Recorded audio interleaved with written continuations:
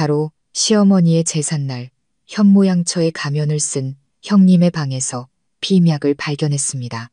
저는 망설임 없이 그 약을 다른 약으로 몰래 바꿔치기 했죠.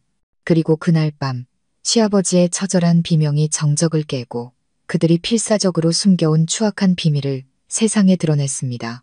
대체 무슨 일이 있었던 걸까요? 그리고 어떻게 작은 약 한 통이 명망 높던 한 집안을 하룻밤 사이에 풍비박산 낼 수 있었을까요? 그날은 시어머니의 세 번째 기일이었습니다. 서울 근교에 위치한 저희 시댁의 3층짜리 저택은 장엄하면서도 숨막히는 분위기에 잠겨 있었습니다.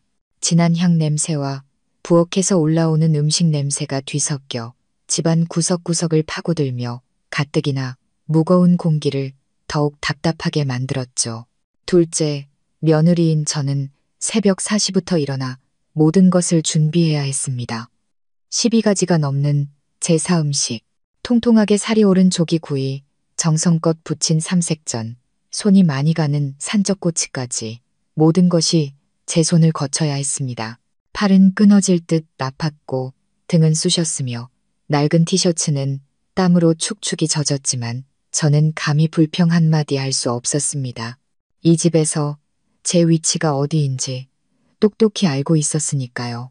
남편 민준 씨와 결혼한 지 6년, 저는 김 씨 집안에 두 딸을 낳아주었습니다. 아이들은 예쁘고 착했지만 시댁 식구들 눈에는 그저 언젠가는 집을 떠날 출가회인일 뿐이었습니다. 이 가문이 간절히 바라는 것, 시아버지인 김 회장님이 식사 때마다 되풀이해서 말씀하시는 것은 바로 대를 이을 장손이었습니다. 그리고 제가 딸만 낳았다는 이유로 이 집안의 모든 잘못과 부족함은 을에 제 탓이 되었습니다. 저의 침묵은 순종으로, 저의 성실함은 의무로 여겨졌습니다. 저희 모녀의 존재는 그들에게 끝없는 실망감을 상기시키는 표식일 뿐인 듯 했습니다. 저와는 정반대로 큰형님인 지연 씨는 온갖 사랑을 독차지했습니다. 형님은 남편의 형인 민수 씨와 저보다 1년 먼저 결혼했지만 아직 아이가 없었습니다. 그럼에도 온 식구들은 형님을 보물처럼 아끼고 떠받들었죠. 모두들 형님이 몸이 약해 임신이 어려운 것이니 큰아들인 민수 씨가 더 노력해야 한다고 말했습니다.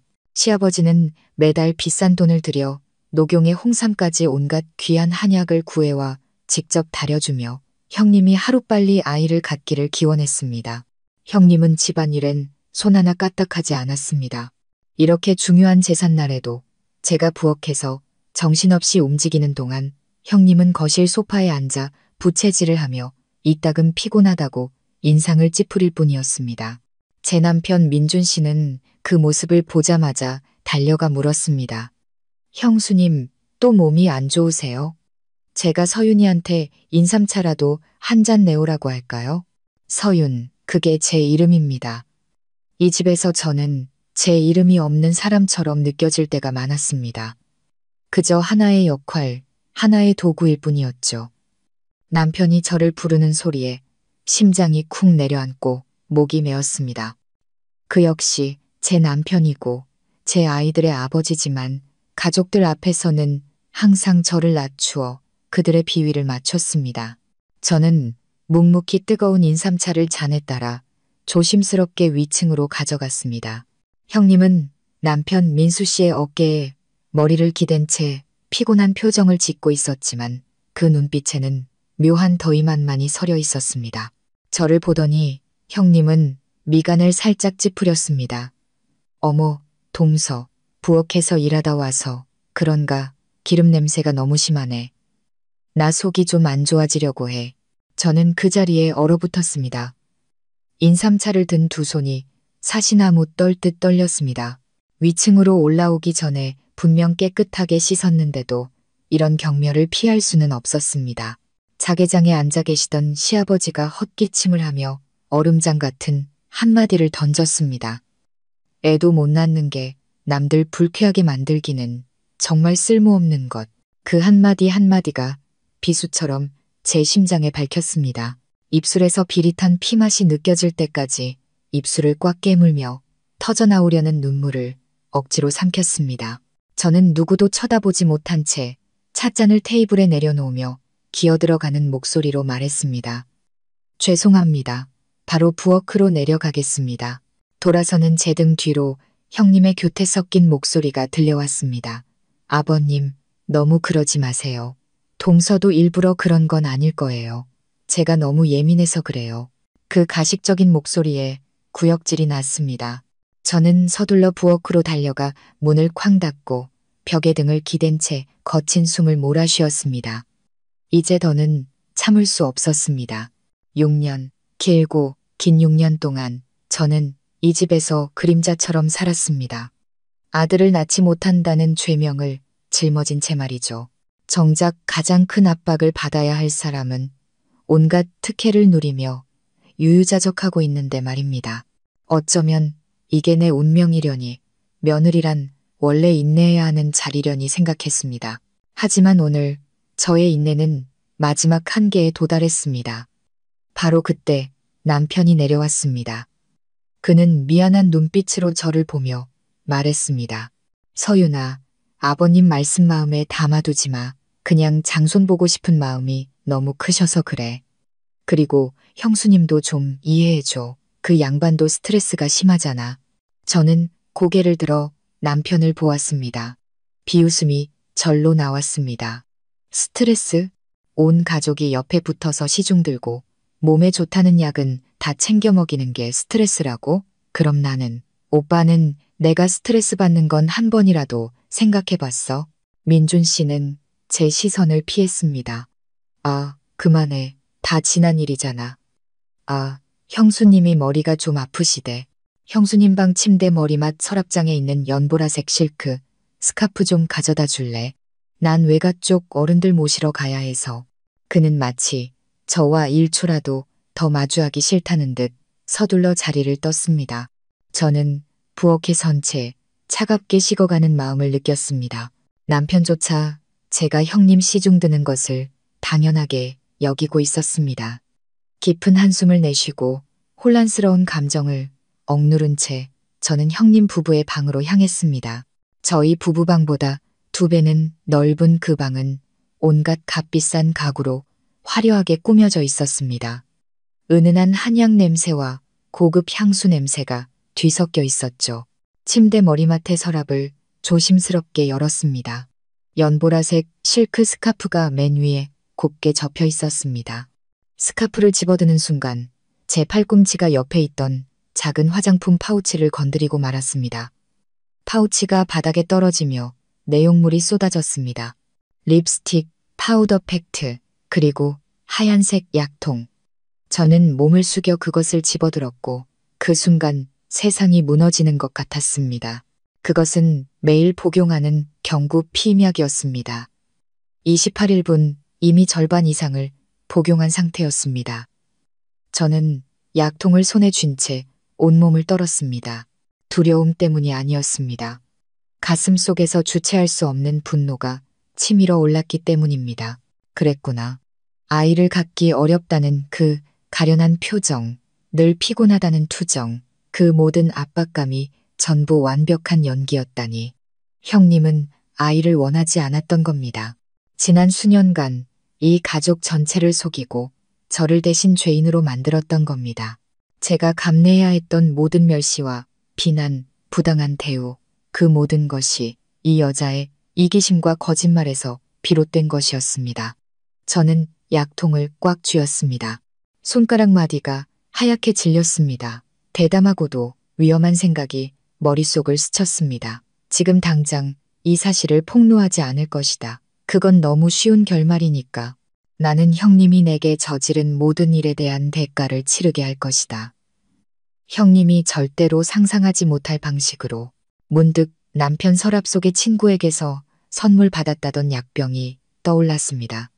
남녀 공용 흥분제라며 필요할 때 쓰라고 했다는 그 약, 민준 씨는 한 번도 손대지 않았죠. 저는 조용히 피임약통을 파우치에 다시 넣고 스카프를 침대 위에 올려둔 뒤 방을 빠져나왔습니다. 제 방으로 향하는 동안 심장이 미친 듯이 뛰었습니다. 이 연극, 이제는 내가 막을 내릴 차례였습니다. 만약 이 이야기가 여러분의 공감을 얻고 다음 내용이 궁금하시다면 자신의 명예를 위해 일어선 여성들을 응원하는 의미에서 좋아요를 눌러주세요.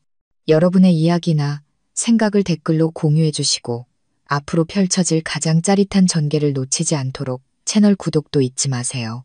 진실이 밝혀졌을 때 과연 누가 고개를 숙여야 할까요?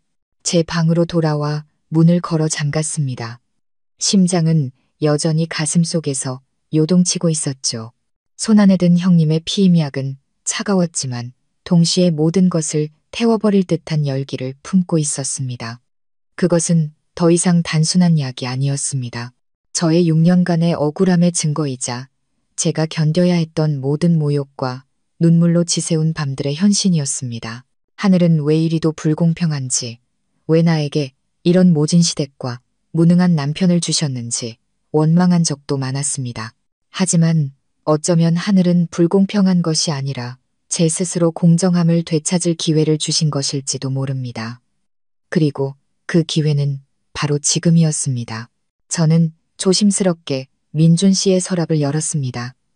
낡은 셔츠, 몇 벌 아래 상표도 없는 짙은 갈색의 작은 유리병이 있었습니다. 이것이 바로 저의 비밀 병기였습니다. 민준 씨의 친구가 술에 취해 쥐어주며 직수입한 거라 효과가 즉각적이라고 했다는 그 약. 조심성 많고 자존심도 강한 남편은 한 번도 사용할 엄두를 내지 못했죠. 이런 거 잘못 먹으면 큰일 나. 라며 제게 말한 적도 있었습니다. 하지만 바로 그 잘못될 수도 있는 물건이 오늘 제 손안에 비장의 카드가 되었습니다. 저는 작은 족집게를 이용해 형님의 피임약을 하나씩 조심스럽게 꺼냈습니다. 손이 떨렸습니다. 두려움 때문이 아니라 분노와 희열이 뒤섞인 감정이 솟구쳤기 때문입니다. 약을 하나씩 꺼낼 때마다 과거에 부당했던 기억들이 눈앞에 되살아났습니다. 첫 번째 알약은 첫 딸을 낳았을 때 아직 시어머니가 살아계셨을 때였습니다. 손녀를 힐끗 보시더니 한숨을 쉬며 말씀하셨죠. 또 딸이라니 출가 외인 하나 늘었네. 두 번째 알약은 형님이 명품 가방을 샀을 때 시아버지가 안목이 높다며 집안의 격을 높인다고 칭찬을 아끼지 않으셨을 때였습니다. 반면 제가 시장에서 새로 산 옷을 입었을 땐 입을 삐죽이며 말씀하셨죠. 싼 게 비지떡이지 촌스럽긴. 세 번째, 네 번째, 다섯 번째 알약은 제가 부엌에서 홀로 먹어야 했던 수많은 저녁 식사, 귀에 밝히도록 들었던 비아냥거림, 온 가족이 저를 향해 던졌던 경멸의 눈빛이었습니다. 그들은 단지 아들을 낳지 못했다는 이유로 저를 죄인으로 만들었습니다. 진짜 범인은 위층에서 효심 깊은 며느리 연기를 하며 아이를 간절히 원하는 척하고 있는데도 말입니다. 남아있는 피임약을 모두 꺼낸 후 저는 작은 커터칼로 남편의 약에서 가루를 조금 긁어냈습니다. 많이 사용하지는 않았습니다. 그저 약간의 원치 않는 효과를 일으킬 정도의 아주 적은 양만 필요했으니까요.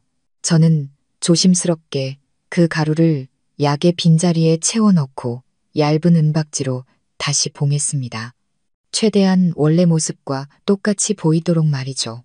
모든 준비를 마친 후 저는 조작된 피임약통을 형님의 화장품 파우치에 다시 넣고 모든 것을 제자리에 두었습니다. 흔적 하나 남기지 않았습니다. 이 모든 일을 저는 소름 끼칠 정도의 침묵 속에서 해냈습니다. 숨소리조차 조심스러웠죠. 마치 외줄 타기를 하는 기분이었습니다. 작은 실수 하나가 저를 나락으로 떨어뜨릴 수 있었지만 이제 저에겐 돌아갈 길이 없었습니다. 그들이 저를 이 막다른 길로 몰아넣었으니 제가 왜 이렇게 잔인해졌는지 원망하지 말아야 할 겁니다. 저는 실크 스카프를 들고 거실로 올라가 형님에게 건넸습니다. 형님은 여전히 힘없는 목소리로 스카프를 받았습니다. 고마워, 동서. 동서는 정말 착한 사람이야. 나처럼 집안에 아무 도움도 못 되는 사람과는 다르지. 저는 살짝 미소만 지었습니다. 그 미소 뒤에 숨겨진 의미를 아무도 알지 못했겠죠. 별 말씀을요, 형님. 형님은 푹 쉬세요. 다른 일은 제가 다 알아서 할게요. 그날 오후 내내 저는 여전히 성실한 둘째 며느리였습니다. 묵묵히 제사상을 치우고 산더미처럼 쌓인 설거지를 하고 집안을 반짝반짝하게 닦았습니다. 시댁 식구 중 누구 하나 제게 힘들지 않냐고 묻는 사람이 없었고 도와주는 사람도 없었습니다. 그들은 그것을 당연한 제 책임이라고 여겼습니다. 남편조차 어른들을 바래다 드리고 와서는 거실에서 TV만 볼 뿐 이따금 부엌을 힐끗거리며 제가 일을 다 끝냈는지 확인할 뿐이었죠. 저녁 식사 시간은 늘 그렇듯 무거운 분위기 속에서 시작되었습니다. 시아버지는 또다시 장손 타령을 시작하셨습니다. 우리 김씨 집안이 3대째 장손으로 대를 이어왔는데 민수, 민준이 대해서 끊기게 생겼으니 내가 죽어서 눈을 감을 수가 있겠나. 그는 저를 쳐다보며 노골적으로 책망하는 눈빛을 보냈습니다.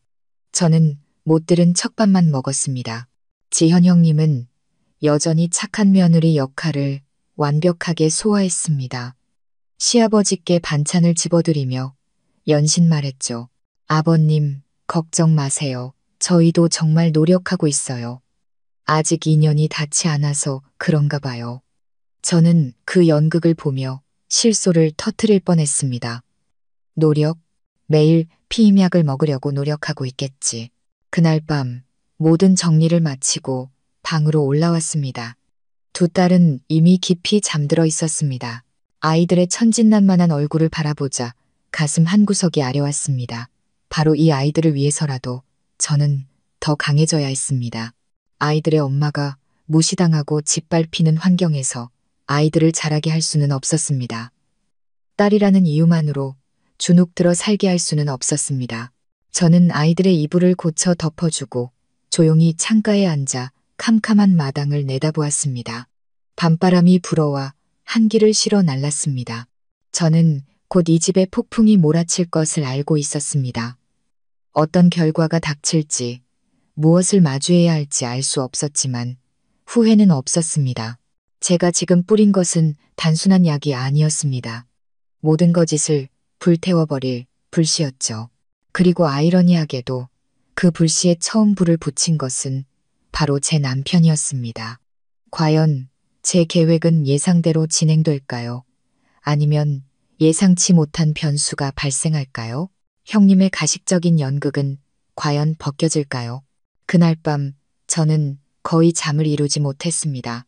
옆에서는 남편의 규칙적인 코골이가 들려왔지만 제 정신은 이상할 정도로 또렷했습니다. 집안의 모든 소리에 귀를 기울였습니다.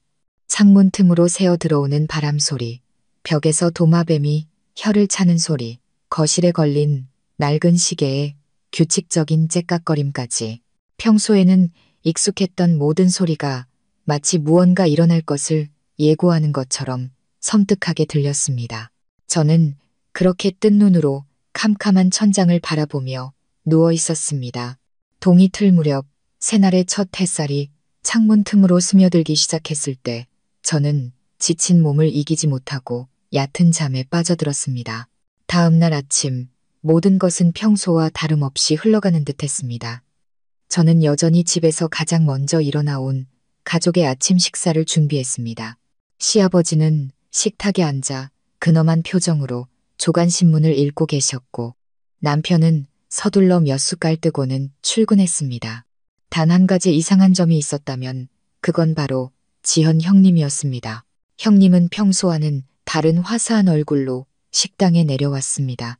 분홍빛 실크 원피스를 입고 가볍게 화장을 한 형님은 입가에 늘 옅은 미소를 머금고 있었습니다. 매일같이 보이던 피곤하고 지친 기색은 온데간데 없었죠.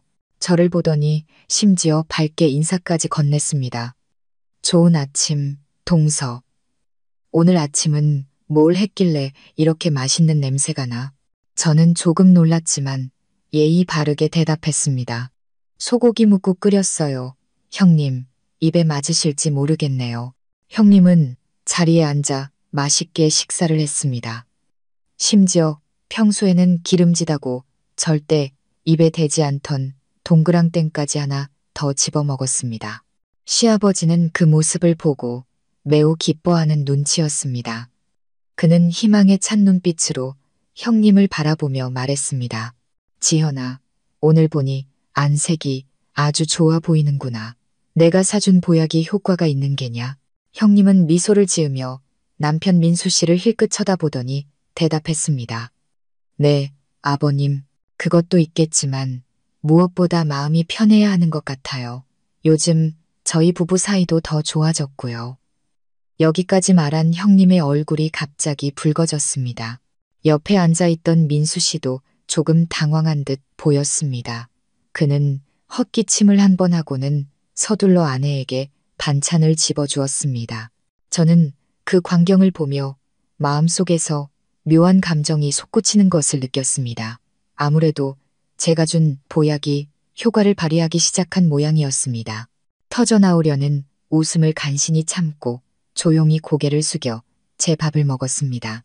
지금 제 마음속은 걱정과 통쾌함, 그리고 앞으로 무슨 일이 벌어질지에 대한 호기심이 뒤섞여 혼란스러웠습니다. 저는 제가 위험한 도박을 하고 있다는 것을 알고 있었습니다. 제 자신의 안위뿐만 아니라 아이들의 미래까지 건 도박이었죠. 아침 식사 후 형님은 제 팔을 끌며 작게 속삭였습니다. 서윤아, 어제 제사 준비하느라 정말 고생 많았어. 난 몸이 안 좋아서 아무것도 돕지 못했네. 미안한데 오늘 오후에 우리 쇼핑이나 갈까? 내가 고마움의 표시로 뭐 하나 사줄게. 저는 깜짝 놀랐습니다. 6년 며느리 생활 동안 형님이 먼저 제게 어디 가자고 한 것은 처음이었습니다. 이전까지 형님은 저를 투명인간 취급하거나 명령조로만 말을 걸었습니다. 이런 갑작스러운 변화는 저를 의심하게 만들었습니다. 이것이 형님이 파놓은 또 다른 함정일까요? 아니면 정말로 오늘 기분이 좋아서일까요? 저는 잠시 망설이다 고개를 끄덕였습니다. 도대체 무슨 꿍꿍이인지 확인해 보고 싶었습니다. 그날 오후 형님은 저를 시내에서 가장 호화로운 백화점으로 데려갔습니다. 형님은 저를 이끌고 이 매장, 저 매장을 돌아다니며 망설임 없이 쇼핑을 했습니다. 자신을 위해 명품 드레스, 몇 벌과 비싼 하이힐, 고급 화장품 세트를 샀죠. 그러고는 제게 돌아서서 호탕하게 말했습니다. 동서, 마음에 드는 거 있으면 뭐든 골라. 오늘은 내가 쏠게. 저는 조금 놀랐지만 간단한 블라우스 하나만 골랐습니다. 그 여자에게 어떤 것도 받고 싶지 않았습니다. 제가 옷을 입어보는 동안 형님은 의자에 앉아 누군가와 문자를 주고받으며 끊임없이 미소를 지었습니다. 그때 형님의 표정은 정말 낯설었습니다. 갓 사랑에 빠진 소녀 같은 수줍음과 함께 무언가 만족스러운 듯한 담이 만만한 표정이 섞여 있었죠. 저는 그 모습을 보며 마음속에서 의심이 싹 트는 것을 느꼈습니다. 무언가 이상했습니다.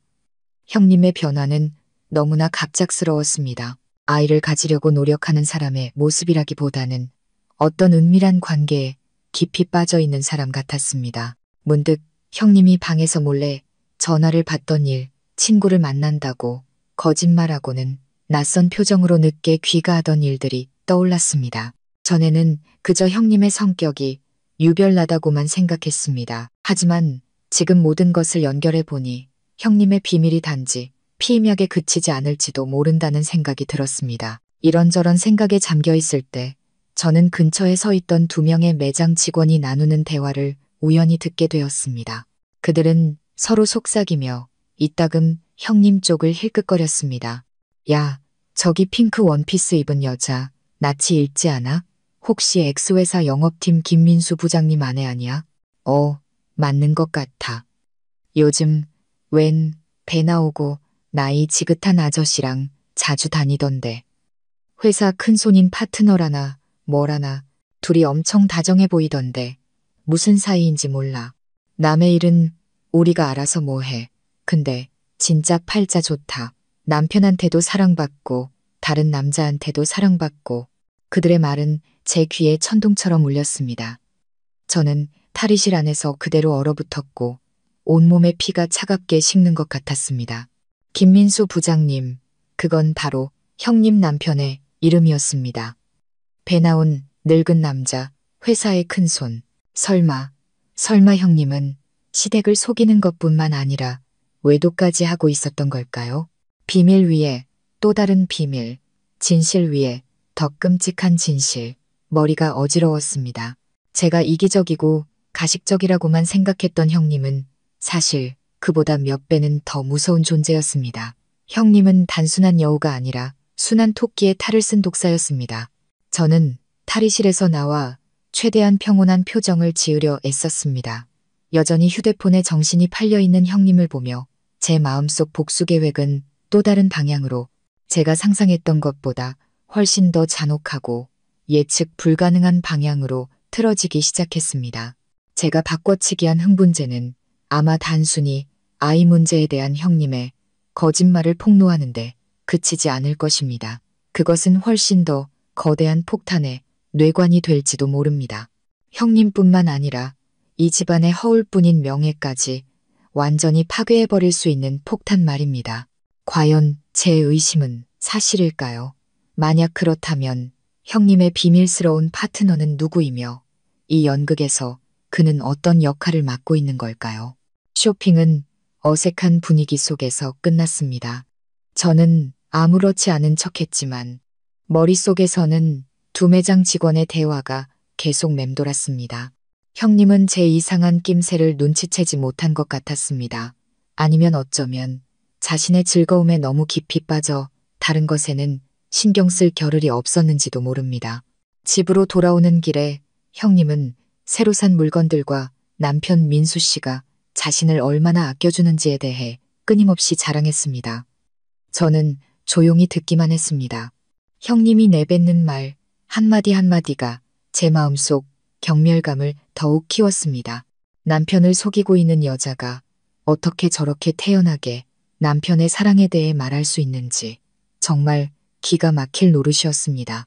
집에 도착하자마자 저는 피곤하다는 핑계를 대고 먼저 방으로 올라왔습니다. 머릿속에 뒤엉킨 생각들을 정리할 조용한 공간이 필요했습니다.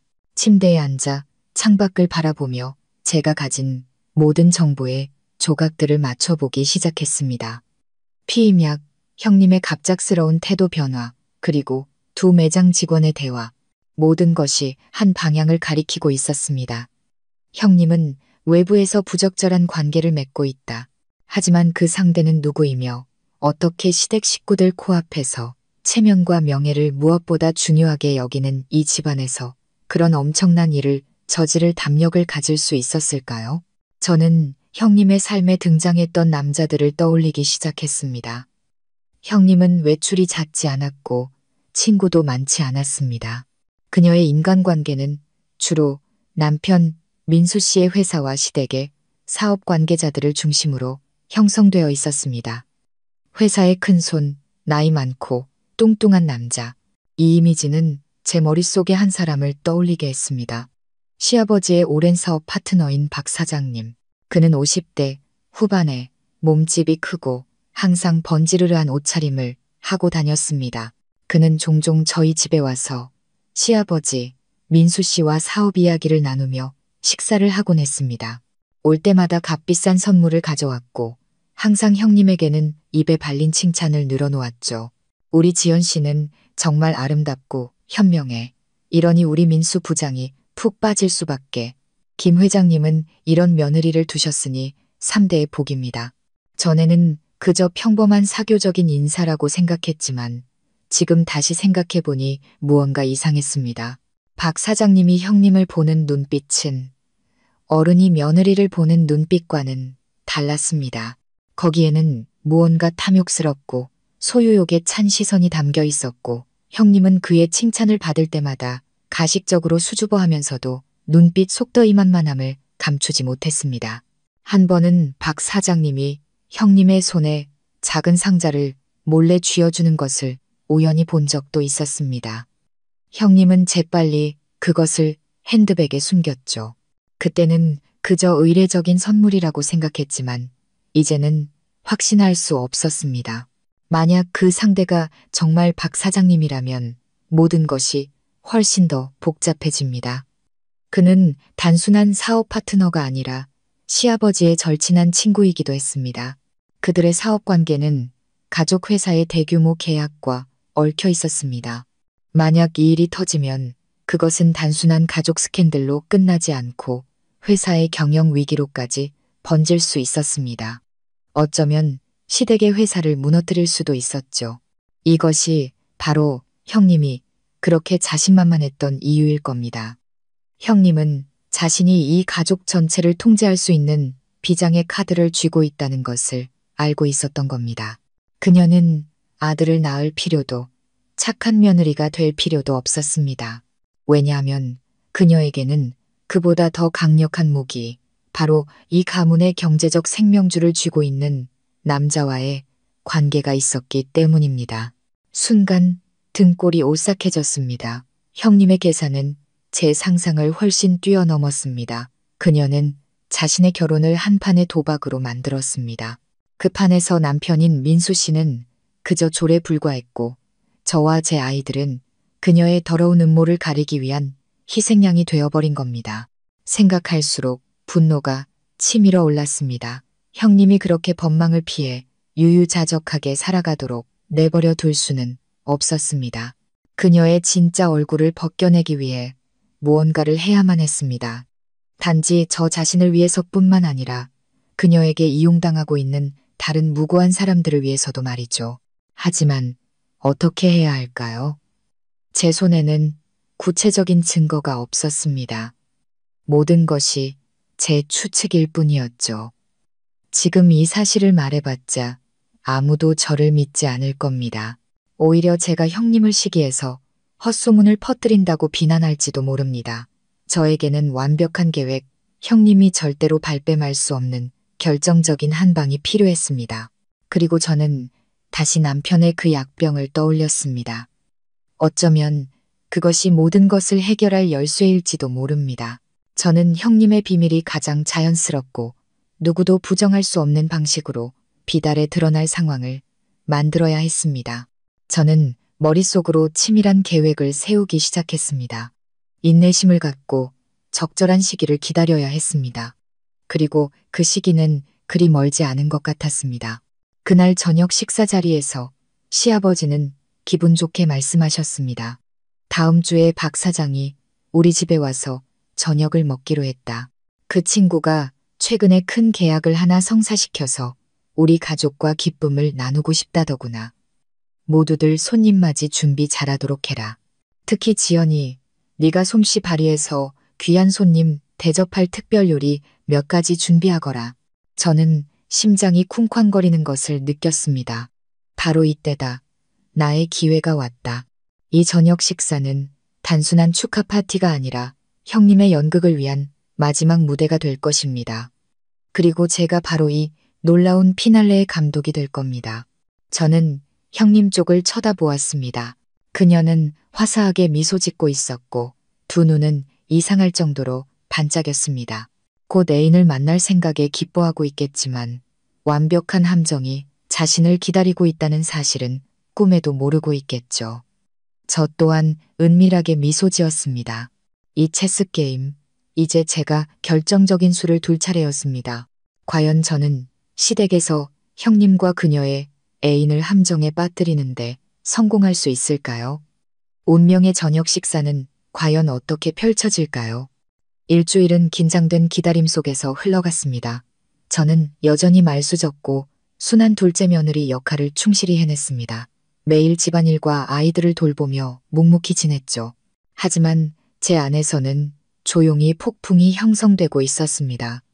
저는 일주일 내내 제 계획을 위해 아주 사소한 부분까지 준비했습니다. 가족 구성원 한 사람 한 사람의 생활 습관, 특히 형님의 습관을 유심히 관찰했습니다. 저는 형님이 매일 오후 시아버지가 다려주시는 보약을 마신 후 약 1시간 동안 방에서 휴식을 취하는 습관이 있다는 것을 알아냈습니다. 이것이 바로 제가 행동할 절호의 기회였습니다. 드디어 박 사장님이 오기로 한 날이 왔습니다. 화창한 주말이었습니다. 시댁 식구들은 모두 들떠 보였습니다. 시아버지는 말끔한 양복을 차려입고 거실을 서성이며 모두를 재촉하셨습니다. 민수 씨와 제 남편은 집안을 장식하고 식탁을 차리는 것을 도왔습니다. 그리고 형님은 말할 필요도 없이 그날 가장 화려한 사람이었습니다. 몸매가 드러나는 와인색 롱드레스를 입고 있었죠. 평소보다 화장도 짙게 했고 붉은 입술과 교태로운 눈빛은 노골적으로 유혹적이었습니다. 그 모습을 보면 누구도 아이를 갖기 어려워하는 여자라고 생각하지 않을 겁니다. 마치 낭만적인 데이트를 준비하는 사람 같았죠. 저는 늘 그렇듯 부엌을 책임졌지만 오늘은 서럽거나 피곤하지 않았습니다. 오히려 이상한 흥분이 느껴졌습니다. 제가 만드는 요리 하나하나, 제가 차리는 접시 하나하나가 모두 제 계획의 일부였습니다. 저는 일부러 맛과 향이 강하고 맵고 자극적인 음식들을 준비했습니다. 그리고 특별히 시아버지가 아주 좋아하시는 약주 한 병을 준비했습니다. 신장에 좋고 양기를 돋우는 효능이 있는 술이었죠. 저는 박 사장님도 술을 좋아한다는 것을 알고 있었고 그가 시아버지의 권유를 거절하지 못할 것이라고 확신했습니다. 저녁 6시쯤 박 사장님이 도착했습니다. 그는 여전히 배가 나오고 얼굴이 번들거렸으며 손목에는 번쩍이는 금시계를 차고 있었습니다. 집에 들어서자마자 그는 호탕하게 웃으며 말했습니다. 김 회장님, 그리고 모두들 안녕하세요. 오랜만에 뵙는데 회장님은 여전히 정정하십니다. 시아버지가 기쁘게 그를 맞이했습니다. 박 사장, 어서 오게. 자네가 큰 계약을 따냈다는 소식을 듣고 내 얼마나 기뻤는지 몰라. 박 사장님은 시아버지와 악수를 했지만 그의 눈은 민수 씨 옆에 얌전히 서 있는 형님에게서 떨어질 줄을 몰랐습니다. 아닙니다, 회장님. 다 회장님과 회사에서 도와주신 덕분이죠. 아, 지연 씨도 안녕하세요. 오늘 정말 아름다우십니다. 형님은 얼굴을 붉히며 미소 지었습니다. 박 사장님도 안녕하세요. 과찬이세요. 저녁 식사는 즐겁고 활기찬 분위기 속에서 시작되었습니다. 모두들 박 사장님의 성공을 축하하며 건배했습니다. 시아버지는 끊임없이 손님에게 술을 따랐고 박 사장님도 매우 적극적으로 응했습니다. 그는 연거푸 술잔을 비웠습니다.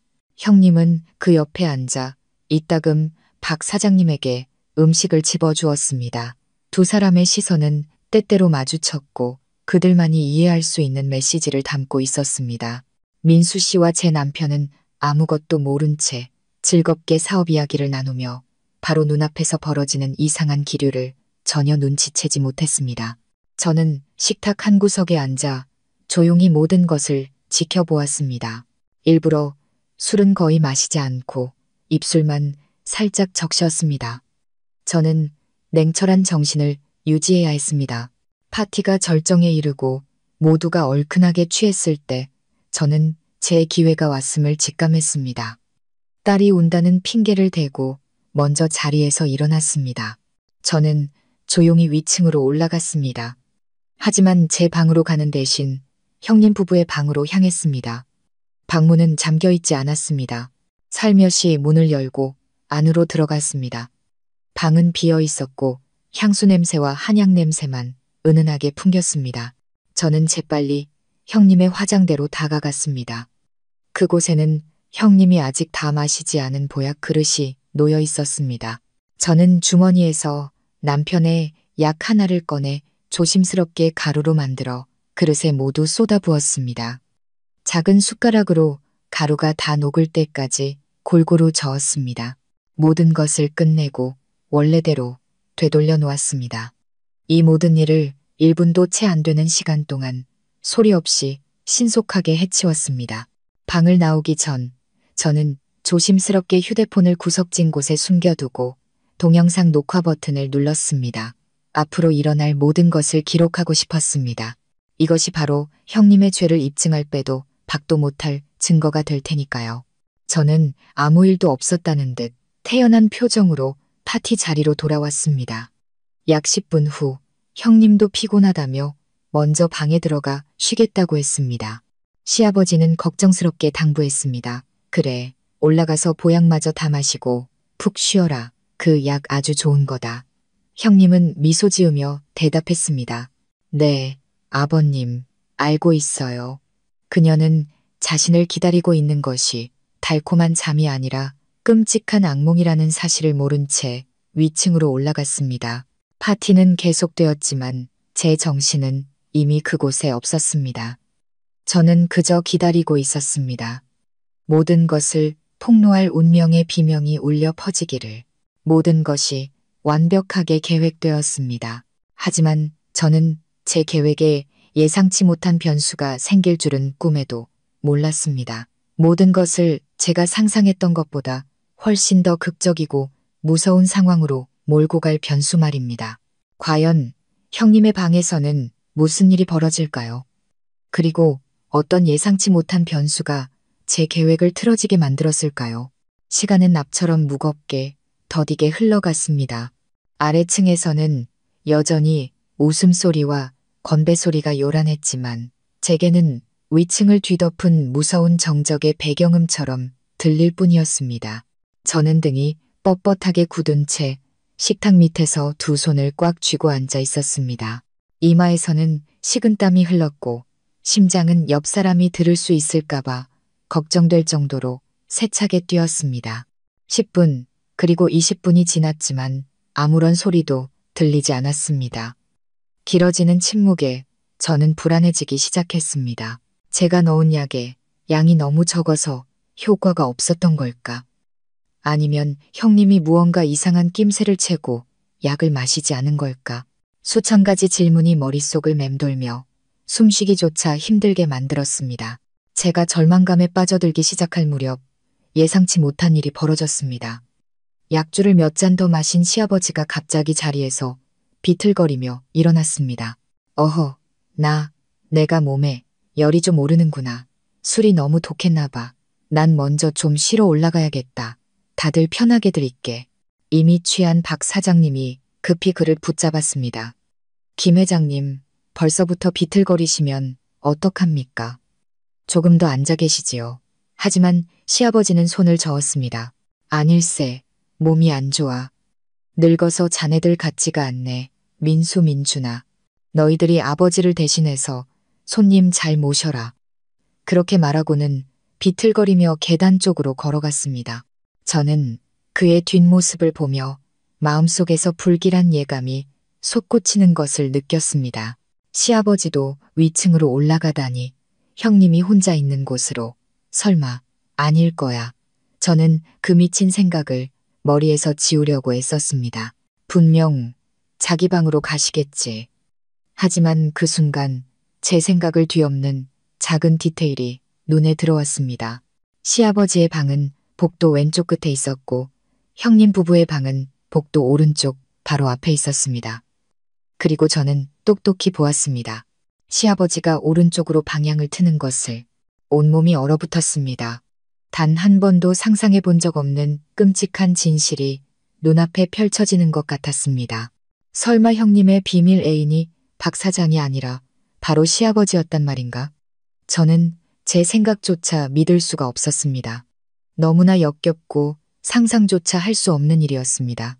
항상 도덕을 설파하고 가문의 명예를 중시하던 시아버지가 어떻게 그런 패륜적인 짓을 저지를 수 있단 말인가? 그리고 며느리인 형님이 어떻게. 저는 스스로를 진정시키려 애썼습니다. 내가 잘못 본 것일 거야. 술에 취해서 방을 헷갈리신 거겠지. 하지만 여자의 직감은 저에게 그 위층에서 무언가 끔찍한 일이 벌어지고 있다고 속삭였습니다. 더 이상 가만히 앉아 있을 수 없었습니다. 확인해 봐야 했습니다. 저는 화장실에 간다는 핑계를 대고 서둘러 자리를 떴습니다. 고양이처럼 소리 없이 한 걸음 한 걸음 조심스럽게 계단을 올랐습니다. 형님 부부의 방에 가까워질수록 이상한 소리가 들려왔습니다. 비명소리가 아니라 신음소리와 거친 숨소리, 그리고 남자와 여자가 속삭이는 소리였습니다. 지현아, 네가 최고야. 아버님, 조용히 하세요. 누가 들으면 어떡해요.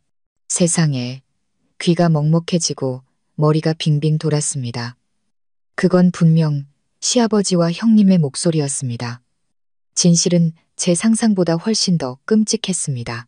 그들은 단순한 외도가 아니라 바로 이 집에서 시어머니의 제삿날에 그런 추악한 짓을 저지르고 있었던 겁니다. 구역질이 목구멍까지 차올랐습니다. 토하지 않기 위해 급히 손으로 입을 막았습니다. 분노, 혐오, 경멸, 모든 감정이 뒤섞여 저를 미치게 만들었습니다. 그리고 바로 그때 제가 예상했던 대로 흥분제의 효과가 나타나기 시작했습니다. 방 안의 신음소리가 갑자기 더 커지고 더 급해졌습니다. 그리고 마침내 시아버지의 처절한 비명이 밤의 정적을 갈랐습니다. 악, 사, 살려줘, 내 심장, 심장이. 뒤이어 형님의 끔찍한 비명이 터져나왔습니다. 아버님, 아버님, 왜 이러세요? 누구 없어요? 사람 살려. 온 집안이 혼란에 휩싸였습니다. 아래층에 있던 사람들이 비명을 듣고 허둥지둥 뛰어 올라왔습니다. 민수 씨와 제 남편이 가장 먼저 달려왔습니다. 그들이 방문을 열었을 때 끔찍한 광경이 눈앞에 펼쳐졌습니다. 시아버지는 바닥에 쓰러져 가슴을 부여잡고 경련을 일으키고 있었습니다. 얼굴은 파랗게 질렸고 입에서는 거품을 물고 있었죠. 그리고 형님은 얇은 가운 하나만 걸친 채 그 옆에 무릎을 꿇고 있었습니다. 머리는 헝클어져 있었고 얼굴은 핏기 하나 없이 하얗게 질려 있었습니다. 아버지, 아버지, 왜 이러세요? 민수 씨가 소리치며 아버지에게 달려갔습니다. 빨리, 빨리 119에 전화해.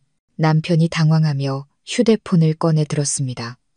박 사장님과 다른 손님들도 올라왔습니다. 그들은 문 앞에 얼어붙은 채 자신들이 보고 있는 광경을 믿을 수 없다는 표정이었습니다. 시아버지가 며느리의 방에서 도저히 설명할 수 없는 상태로 쓰러져 있다니 모든 시선이 형님에게 쏠렸습니다. 의심과 심판의 눈초리였죠. 그녀는 그저 더듬거리며 울부짖을 뿐이었습니다. 저는 몰라요. 아버님이 갑자기 제 방에 들어오셔서 그러다 갑자기 저렇게 되셨어요. 그 혼란 속에서 저만이 유일하게 평정을 유지하고 있었습니다. 저는 한쪽 구석에 서서 조용히 모든 것을 지켜보았습니다. 구석에 숨겨둔 제 휴대폰은 여전히 빨간 불을 깜빡이며 녹화 중이었습니다. 모든 것이 선명하고 누구도 부정할 수 없게 기록되고 있었습니다. 시아버지와 형님의 연극은 마침내 막을 내렸습니다. 하지만 그 막이 이렇게 피비린내 나고 비극적일 줄은 몰랐습니다. 구급차가 마침내 도착했습니다. 그들은 위독한 상태의 시아버지를 싣고 떠났고 시댁 식구들도 황급히 뒤따랐습니다. 집은 갑자기 텅 비고 싸늘해졌습니다. 저와 어찌할 바를 모르는 손님들만 남았죠.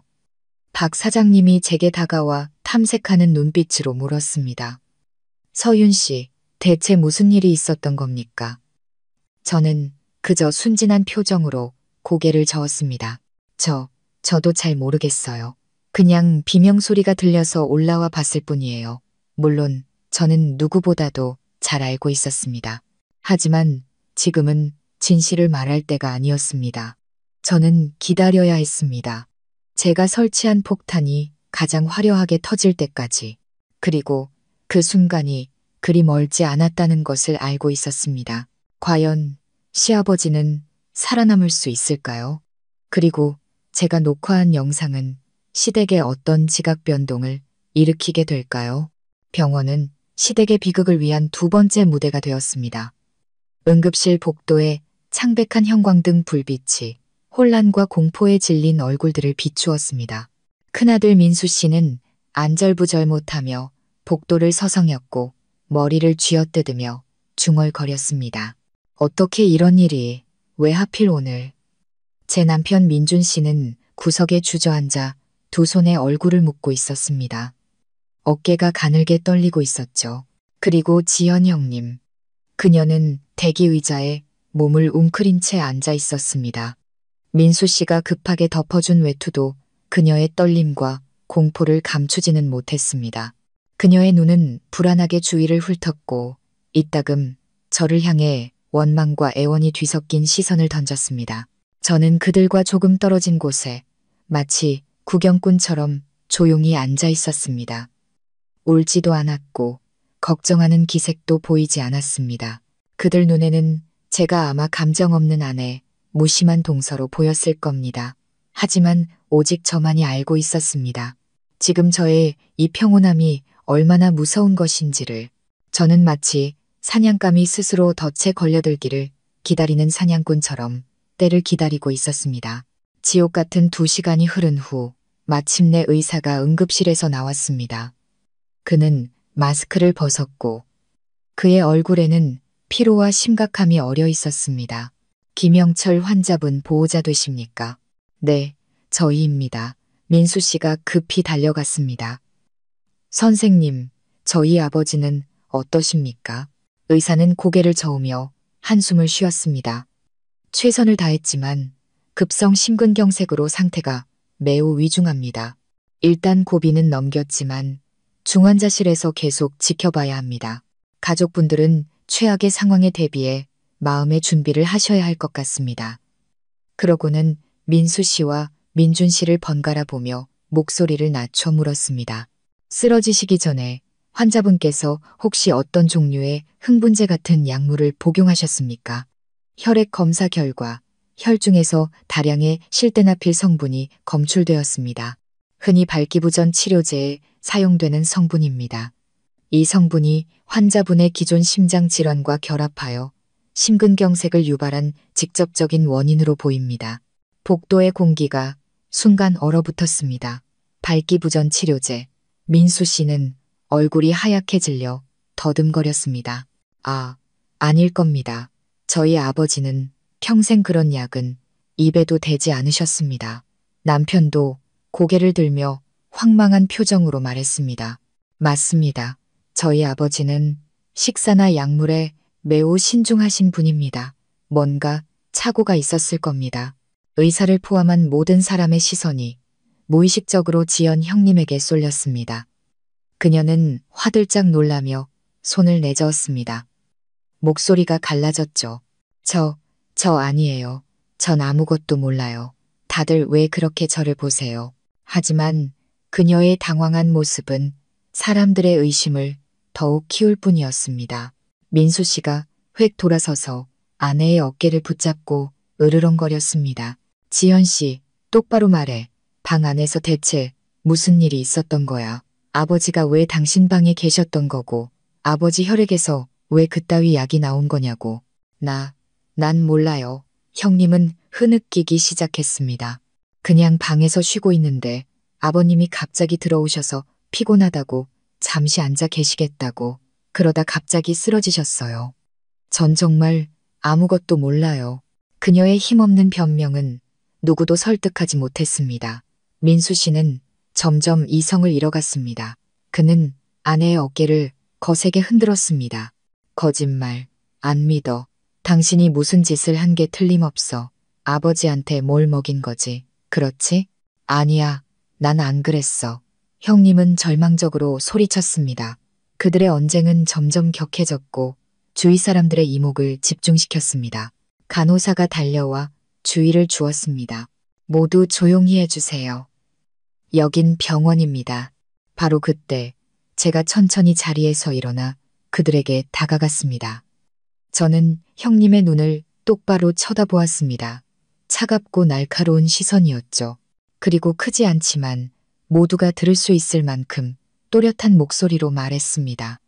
형님, 어쩌면 저는 아버님 혈액에서 왜 그 약이 나왔는지 알 것 같아요. 세 사람 모두 놀라 저를 쳐다보았습니다. 형님은 눈을 동그랗게 뜨고 경악과 공포가 뒤섞인 표정을 지었습니다. 네가 무슨 말을 하는 거야, 서윤아. 저는 그녀에게 대답하지 않았습니다. 민수 씨와 민준 씨를 향해 말했죠. 아주버님, 그리고 여보. 아버님이 쓰러지시기 1시간 전에 형님이 드시던 보약 그릇을 집에 가서 다시 확인해 보는 게 좋을 것 같아요. 제가 기억하기로는 형님이 아직 다 마시지 않았거든요. 제 말은 격렬한 언쟁 속에 던져진 한 바가지의 찬물과도 같았습니다. 민수 씨는 잠시 멈칫하더니 미간을 찌푸리며 생각에 잠겼습니다. 남편은 어리둥절하게 물었습니다. 보약 그릇, 그게 이 일이랑 무슨 상관이야? 오직 형님만이 제 의도를 가장 잘 알고 있었습니다. 그녀의 얼굴은 종이장처럼 하얗게 질렸습니다. 그녀는 더듬거렸습니다. 그 보약에는 아무것도 없어요. 그냥 평범한 한약이란 말이에요. 그래요. 저는 입꼬리를 올려 비웃었습니다. 그런데 왜 그렇게 두려워하는 표정을 지으세요? 혹시 그 보약 그릇에 형님이 다른 사람들에게 알리고 싶지 않은 무언가라도 들어있었던 건가요? 저는 성공적으로 모든 사람의 머릿속에 의심의 씨앗을 심었습니다. 이제 그들은 그 가능성을 생각하지 않을 수 없을 겁니다. 저의 연극은 이제 클라이맥스로 접어들기 시작했습니다. 저는 더 이상 많은 것을 할 필요가 없었습니다. 그저 체스말을 가볍게 밀기만 하면 체스판 전체가 스스로 무너져 내릴 테니까요. 빼도 박도 못할 증거 앞에서 형님이 과연 어디까지 연극을 계속할 수 있을지 보고 싶었습니다. 과연 모두가 제 말을 듣고 집으로 돌아가 보약 그릇을 확인할까요? 그리고 그들이 그렇게 했을 때 어떤 끔찍한 비밀이 드러나게 될까요? 제 제안은 고요한 호수에 던져진 돌멩이처럼 의심의 파문을 사방으로 퍼뜨렸습니다. 분노와 혼란에 빠져 있던 민수 씨는 마치 지푸라기라도 잡는 심정으로 제 말에 매달리는 듯 했습니다. 그는 아내를 놓고 저를 향해 물었습니다. 동서, 그게 무슨 뜻이야? 누가 형수 약에 뭘 탔다고 의심하는 거야? 저는 긍정도 부정도 하지 않았습니다. 그저 걱정스러운 목소리로 애매하게 말했죠. 저도 잘은 모르겠어요, 아주버님. 다만 모든 상황이 너무 우연의 일치 같아서요. 아버님이 형님 방에 들어가시자마자 일이 터졌고 의사 선생님은 아버님 몸에서 이상한 약이 나왔다고 하시잖아요. 혹시 오늘처럼 손님이 많아 집이 어수선한 틈을 타 누군가 나쁜 마음을 품고 해코지한 건 아닌지 걱정돼서요. 제 말은 교묘하게 의심의 방향을 저에게 유리한 쪽으로 돌려놓았습니다. 저는 스스로를 음모의 주동자가 아닌 가족의 안위를 걱정하는 눈치 빠른 동서로 둔갑시켰습니다. 제 남편 민준 씨도 그 말을 듣고는 고개를 끄덕였습니다. 아내 말이 일리가 있네. 오늘 낯선 손님들도 많았으니 혹시 모르지. 오직 형님만이 제 의도를 정확히 꿰뚫어 보고 있었습니다. 그녀는 불꽃이 튀는 눈으로 저를 쏘아보았지만 아무것도 할 수 없었습니다. 집으로 돌아가 약 그릇을 확인하는 것을 반대할 수 없었죠. 그랬다가는 스스로 죄가 있다고 인정하는 꼴이 될 테니까요. 그녀는 그저 힘없이 변명할 뿐이었습니다. 그럴 리가 없어. 다들 괜한 상상하지 마. 하지만 이미 늦었습니다. 민수 씨는 결심을 굳혔습니다. 아니, 집에 가서 확인해 봐야겠어. 이 일을 그냥 넘어갈 수는 없어. 그는 저를 향해 말했습니다. 동서는 여기 남아서 아버지를 좀 부탁해. 나와 민준이가 지금 바로 집에 다녀올게. 안 돼요. 형님이 소리치며 남편의 팔을 붙잡았습니다. 나도 같이 갈래요. 나 혼자 여기 있을 수 없어요. 그녀는 두려웠던 겁니다. 제가 시아버지와 단둘이 남게 되면 제가 그녀에게 불리한 말을 할까 봐 두려웠던 거죠. 하지만 그녀의 당황한 모습은 민수 씨의 의심을 더욱 키울 뿐이었습니다. 그는 아내의 손을 뿌리치며 차갑게 말했습니다. 당신은 여기 있어. 아직 아무것도 확실하지 않은데 어딜 가겠다는 거야? 그렇게 말하고는 그와 제 남편은 서둘러 병원을 떠났습니다. 형님은 그들의 뒷모습을 보며 온몸을 사시나무 떨듯 떨었습니다. 그녀는 저를 돌아보며 증오와 절망이 가득한 눈빛으로 말했습니다. 네가 무슨 짓을 한 거야? 네가 날 해치려는 거지.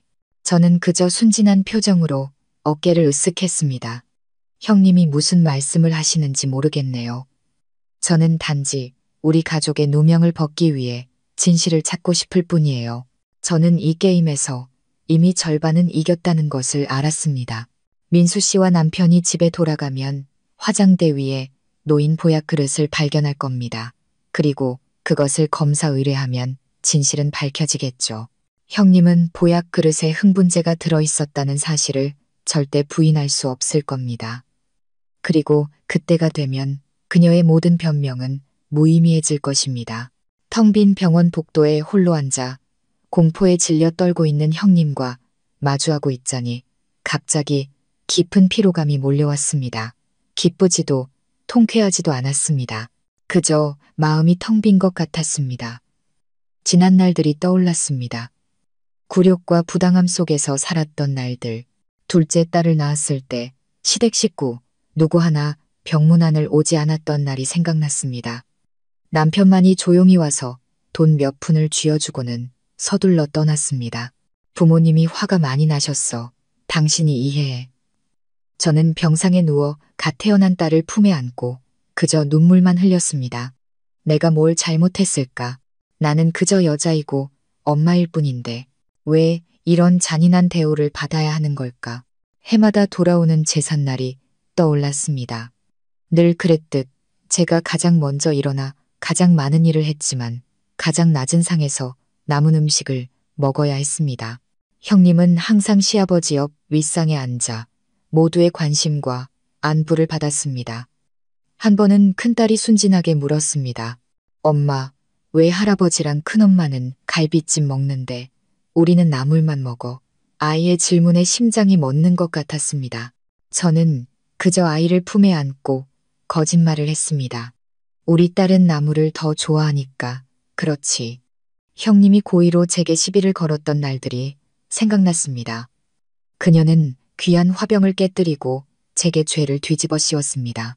금반지를 잃어버리고는 저를 도둑으로 몰았습니다.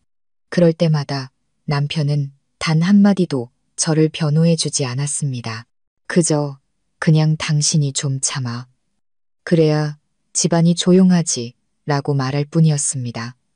그의 무능함과 침묵은 형님의 모함보다 저를 더 아프게 했습니다. 그는 저를 제 자신의 결혼 생활 속에서 외톨이로 만들었습니다. 그리고 오늘 시어머니의 제삿날이 떠올랐습니다. 이런 날조차 그들은 저를 가만두지 않았습니다. 계속해서 자신들의 연극을 이어가며 저를 죄인으로 구경꾼으로 만들었습니다. 저의 인내는 한계에 다다랐습니다. 더 이상 이거짓과 부당함 속에서 살 수 없었습니다. 저는 일어나 싸워야 했습니다. 단지 저 자신을 위해서뿐만 아니라 제 아이들을 위해서도 말이죠. 저는 아이들에게 그들의 엄마가 나약하고 순종적인 사람이 아니라는 것을 보여줘야 했습니다. 그들의 엄마는 스스로를 지키고 자신의 것을 되찾을 수 있는 사람이라는 것을요. 6년간의 굴욕적인 며느리 생활에 대한 기억은 저를 약하게 만드는 대신 오히려 제 결심을 더욱 굳건하게 만들었습니다. 제가 삼켰던 눈물, 제가 깊이 묻어두었던 억울함은 이제 힘이 되었습니다. 저는 맞은편에 앉아 여전히 창백한 얼굴을 하고 있는 형님을 보았습니다. 그녀는 불쌍했지만 동시에 자업자득이었습니다. 그녀는 스스로 자신의 삶을 파괴했고 다른 사람들까지 끌어들였습니다. 얼마 후 제 휴대폰이 울렸습니다. 남편이었습니다. 전화를 받자 수화기 너머로 떨리는 목소리가 들려왔습니다. 서윤아, 내 말이 맞았어. 형수 약그릇에서 정말 이상한 약이 들어있었어. 저는 깊은 숨을 들이마시며 목소리가 떨리지 않도록 애썼습니다. 그래요? 그래서 검사는 의뢰했어요? 아니, 하지만 내가 조금 맛을 봤어. 아주 이상한 맛이나 평범한 한약 맛이 아니야. 서윤아, 대체 누가 이런 짓을 한 걸까? 누가 우리 가족을 해치려고 한 걸까? 저는 잠시 침묵하다가 천천히 말했습니다. 섣불리 결론 내리지 마세요. 어쩌면 우리가 피해자라고 생각했던 사람이 사실은 가해자일지도 모르잖아요. 제 말은 그의 마음속에 더 큰 의심을 심어 놓았습니다. 저는 이 순간부터 완벽했던 형님에 대한 그의 믿음이 흔들리기 시작했다는 것을 알았습니다. 그리고 그것이 바로 제가 원했던 바였습니다. 연극은 아직 끝나지 않았습니다. 가장 재미있는 부분은 아직 남아 있었죠. 검사 결과가 발표되고 제가 녹화한 영상이 공개될 때 그때야말로 모든 것이 폭발할 것입니다. 과연 남편은 제 의미심장한 말을 듣고 어떻게 행동할까요? 그리고 보약의 끔찍한 비밀을 알게 되었을 때 온 가족은 어떤 반응을 보일까요? 남편과의 통화는 무거운 침묵 속에서 끝났습니다. 제가 한 말이 그에게 큰 충격을 주었다는 것을 알 수 있었습니다. 그는 더 이상 이전처럼 맹목적으로 형님을 믿지 않았습니다. 생각하기 시작했고 의심하기 시작했습니다. 그것이 바로 형님이 공들여 쌓아 올린 거짓의 성벽에 생긴 첫 번째 균열이었습니다. 약 1시간 후 민수 씨와 남편이 병원으로 돌아왔습니다. 그들의 얼굴에는 더 이상 당황한 기색이 없었습니다. 대신 극도의 분노와 실망감이 서려 있었습니다. 민수 씨는 한마디도 하지 않고 곧장 형님에게 다가가 뺨을 세차게 후려쳤습니다. 짝! 조용한 복도의 말은 파열음이 울려 퍼졌습니다. 이 더러운 여자, 네가 감히. 민수 씨는 이를 갈았고 두 눈은 핏발이 서 있었습니다. 손은 주먹으로 꽉 쥐어져 있었죠. 형님은 바닥에 쓰러져 부어오른 뺨을 감싸쥐고 멍하니 남편을 쳐다보았습니다. 당신 무슨 말이에요? 내가 뭘 잘못했다고. 아직도 뭘 잘못했는지 몰라? 민수 씨가 소리치며 휴대폰을 꺼내 들었습니다. 화면에는 문자 메시지 내용이 떠 있었습니다. 이게 뭐야? 이게 뭐냐고 나한테 설명해봐. 저는 힐끗 쳐다보았습니다. 형님과 어떤 남자 사이에 오고 간 은밀한 문자 메시지였습니다. 자기야, 보고 싶어 죽겠어. 오늘 남편 또 출장 갔어. 오늘 밤 아버님이 사주신 보약 마실게. 자기는 마음의 준비나 하고 있어. 내가 특별한 양념도 좀 쳤으니까 오늘 밤 절대 잊지 못하게 해줄게. 형님의 얼굴색은 하얗게 질렸다가 파랗게 변했습니다. 그녀는 더듬거렸습니다. 이건 내 것이 아니야. 누가 날 함정에 빠뜨린 거야. 함정. 민수 씨가 씁쓸하게 웃었습니다. 내 휴대폰이고 네가 보낸 문자야. 아직도 발뺌할 셈이야? 결국 넌 오랫동안 나를, 이 가족 전체를 속여왔던 거야. 아이를 갖기 어렵다고 연기하면서 뒤로는 몰래 피임약을 먹고 있었던 거고 착한 척하면서 등 뒤에서는 외도를 하고 있었던 거지. 그리고 오늘 넌 흥분제까지 써서 이 집에서, 그것도 우리 어머니 제삿날에 내 애인이랑 놀아나려고 했어. 넌 짐승만도 못해. 제 남편 민준 씨도 옆에 서서 혐오스러운 표정을 짓고 있었습니다. 형수님, 정말 실망입니다. 어떻게 그런 사람이었습니까? 형을 바보로 만들고 우리 가족 전체를 웃음거리로 만들었어요. 그리고 형수님이 아버지를 죽음으로 몰아넣은 겁니다. 알고 보니 집에 돌아간 그들은 이상한 맛이 나는 보약 그릇뿐만 아니라 형님이 베개 밑에 숨겨둔 두 번째 휴대폰까지 발견했던 것입니다. 그 휴대폰은 비밀번호가 걸려 있지 않았고 그 안에는 형님의 모든 더러운 비밀이 담겨 있었습니다. 제 계획은 상상 이상으로 성공적이었습니다. 제가 녹화한 영상을 공개할 필요도 없었죠. 진실은 스스로 이보다 더 완벽할 수 없을 정도로 드러났습니다. 형님은 이제 더 이상 변명할 것이 없었습니다. 그녀는 바닥에 주저앉아 처절하게 울부짖었습니다. 내가 잘못했어요. 여보, 미안해요. 제발 이번 한 번만 용서해줘요. 다시는 안 그럴게요. 용서? 민수 씨는 얼음장 같은 눈으로 아내를 내려다보았습니다. 내가 널 용서할 수 있을 것 같아? 넌 모든 걸 망쳤어. 내 명예, 내 가족, 그리고 내 사랑까지. 우리 이제 끝이야. 그는 제 남편을 돌아보며 단호하게 말했습니다. 민준아, 변호사 불러. 나 저 여자랑 이혼할 거야. 저 여자가 저지른 모든 일에 대해 죗값을 치르게 할 거야. 그들의 대립은 병원 안 모든 사람의 시선을 끌었습니다. 모두들 호기심과 경멸이 섞인 눈으로 그들을 쳐다보았습니다. 항상 예의와 가풍을 자랑하던 김 씨 집안은 이제 만천하에 가장 추악한 속살을 드러내고 있었습니다. 저는 한쪽 구석에 서서 조용히 모든 것을 지켜보았습니다. 울며 용서를 비는 형님, 극심한 고통에 빠진 민수 씨, 어찌할 바를 모르는 제 남편을 보았습니다. 기쁘지도 통쾌하지도 않았습니다.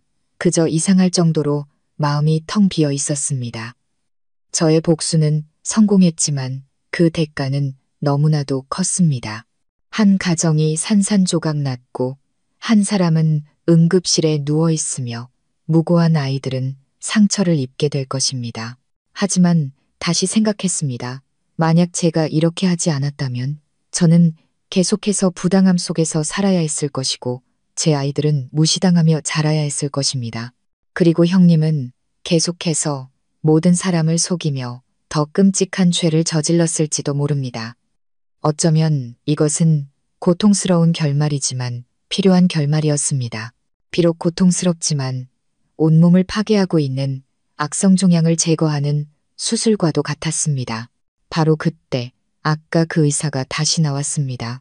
그는 저희 가족을 보며 고개를 저으며 말했습니다. 환자분께서 의식을 되찾으셨습니다. 하지만 가족분들께 알려드릴 사항이 있습니다. 검사 결과와 여러분께서 제공해 주신 문자 메시지를 검토한 결과 저희는 이것이 단순한 심근경색이 아닐 수도 있다고 판단했습니다. 고의적인 상해, 심지어 살인미수의 정황이 보입니다. 저희는 이 사건을 경찰에 신고했으며 곧 경찰관들이 와서 진술을 받을 것입니다. 의사의 말은 저희 가족에게 터진 두 번째 폭탄과도 같았습니다. 경찰이라니 형님은 고개를 들었고 얼굴에는 핏기 하나 없었습니다. 그녀는 자신의 행동이 이혼으로 끝나는 것이 아니라 법의 심판까지 받게 될 줄은 꿈에도 몰랐을 겁니다. 저의 게임은 이제 막을 내릴 때가 되었습니다. 하지만 그 결말이 제 손이 아닌 법의 손에 달려있을 줄은 몰랐습니다. 그리고 저는 형님에게 내려질 처벌이 제가 예상했던 것보다 훨씬 더 무거울 것이라는 것을 직감했습니다. 과연 형님은 어떤 판결을 받게 될까요? 그리고 이 지각 변동 이후 시댁의 삶은 어떻게 변하게 될까요? 경찰의 등장은 시댁의 비극을 절정으로 치닫게 했습니다. 제복을 입은 두 명의 경찰관이 들어서자 가뜩이나 긴장감이 감돌던 병원 복도의 공기는 더욱 무겁게 가라앉았습니다. 그들은 민수 씨, 제 남편, 형님, 그리고 저를 포함한 모든 관련자를 별도의 방으로 데려가 진술을 받기 시작했습니다. 조사실의 밝은 조명 아래 모든 거짓은 벌거벗겨졌습니다. 형님은 경찰의 날카로운 질문과 빼도 박도 못할 증거들 앞에서 마침내 고개를 숙이고 모든 것을 자백했습니다. 그녀의 애인은 다름 아닌 가족의 사업 파트너 박 사장이었습니다. 그들의 관계는 거의 2년 동안 지속되었습니다.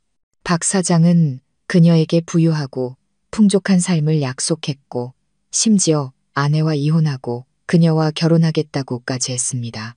그래서 그녀는 김 씨 집안의 아이를 낳지 않기 위해 몰래 피임약을 복용하며 온갖 방법으로 시댁의 돈을 빼돌렸습니다. 그날 밤 일에 대해서는 박 사장과 문자를 주고받은 후 애인과의 즐거운 시간을 위해 보약에 흥분제를 탔다고 자백했습니다. 하지만 예상치 못하게 시아버지가 갑자기 방에 들어왔고 당황한 나머지 실수로 시아버지에게 그 약을 마시게 했다고 주장했습니다. 그녀는 시아버지를 해칠 의도는 전혀 없었으며 모든 것이 사고였다고 한결같이 주장했습니다. 하지만 그녀의 진술에는 아주 큰 허점이 있었습니다. 의식을 되찾은 시아버지께서 경찰에게 훨씬 더 충격적인 사실을 털어놓으셨기 때문입니다. 그는 방을 잘못 찾아간 것이 아니라고 했습니다. 그는 며느리와 박 사장의 부적절한 관계를 오래전부터 알고 있었다고 했습니다. 그는 여러 차례 형님에게 경고했지만 그녀는 뉘우치기는커녕 오히려 그를 협박했습니다. 만약 사실을 폭로하면 모든 것을 공개해서 김 씨 가문의 명예를 실추시키고 박 사장이 모든 투자를 철회하게 만들어 회사를 파산시켜버리겠다고 말입니다. 그날 밤 며느리의 이상한 행동과 그녀가 애인과 통화하는 것을 엿들은 후 그는 진상을 규명해야겠다고 결심했습니다. 그는 그녀와 단판을 짓기 위해 방으로 들어갔지만 예상치 못하게 그녀는 그에게 보약 그릇을 건네며 이렇게 말했다고 합니다. 아버님, 이거 드시고 기운 차리시면 그때 이야기해요. 그는 아무런 의심 없이 그 약을 단숨에 마셨고 비극이 벌어졌습니다. 시아버지의 진술은 상황을 완전히 뒤집어 놓았습니다. 형님은 더 이상 우발적인 사고의 피해자가 아니라 치밀한 계획을 세운 주동자가 되었습니다. 그녀의 행동은 과실이 아니라 입막음을 위한 고의상해, 심지어 살인미수죄에 해당하게 되었습니다. 시아버지의 진술과 명백한 증거들 앞에서 형님은 완전히 무너졌습니다. 그녀는 울부짖으며 용서를 빌었지만 이미 너무 늦었습니다. 경찰은 사건을 기소하기로 결정하고 추가 조사를 위해 형님을 구속했습니다. 형님이 경찰의 손에 수갑이 채워져 끌려가던 날, 시댁 식구들은 모두 망연자실하게 서 있었습니다. 아내를 극진히 사랑했던 민수 씨는 이제 텅 빈 눈으로 그녀의 뒷모습을 바라볼 뿐이었습니다. 그는 사랑, 믿음, 그리고 명예까지 모든 것을 잃었습니다. 제 남편 민준 씨는 저를 똑바로 쳐다보지 못했습니다. 그는 자신의 침묵과 무능함이 없었다면 어쩌면 이 모든 일이 일어나지 않았을지도 모른다는 것을 알고 있었습니다. 그리고 저는 한쪽 구석에 서서 조용히 모든 것을 지켜보았습니다. 통쾌하지도 기쁘지도 않았습니다. 그저 깊은 피로감과 허무함만이 느껴졌습니다. 저의 복수는 제가 예상했던 것보다 훨씬 더 멀리 나아갔고 제가 결코 예측할 수 없었던 결과를 낳았습니다. 형님이 구속된 후 시댁은 초상집 같은 분위기에 휩싸였습니다. 시아버지는 고비를 넘겼지만 건강은 완전히 무너졌습니다. 그는 병상에 누워 꼼짝도 할 수 없게 되었고 모든 생활을 다른 사람의 도움에 의존해야 했습니다. 가족 회사도 위기에 처했습니다. 박 사장은 사건을 알게 된 후 즉시 모든 투자금을 회수했고 회사는 파산 위기에 직면했습니다. 민수 씨는 너무 큰 충격을 받은 나머지 우울증에 빠졌습니다. 그는 일에 대한 의욕을 잃고 하루 종일 방에 틀어박혀 술만 마셨습니다. 이제 온 가족의 무게는 제 남편 민준 씨의 어깨 위에 놓였습니다. 그는 혼자서 아버지를 돌보고 무너져가는 회사를 일으켜 세우고 세상의 손가락질에 맞서야 했습니다. 그는 바싹 마르고 순식간에 10년은 늙어 보였습니다. 저를 볼 때마다 그는 똑바로 쳐다보지 못했고 그의 눈에는 항상 후회와 자책이 가득했습니다. 어느 날 저녁 그가 저를 찾아왔습니다. 그는 아무 말 없이 제 앞에 조용히 무릎을 꿇었습니다. 서윤아, 내가 미안해. 그의 목소리는 메어 있었습니다.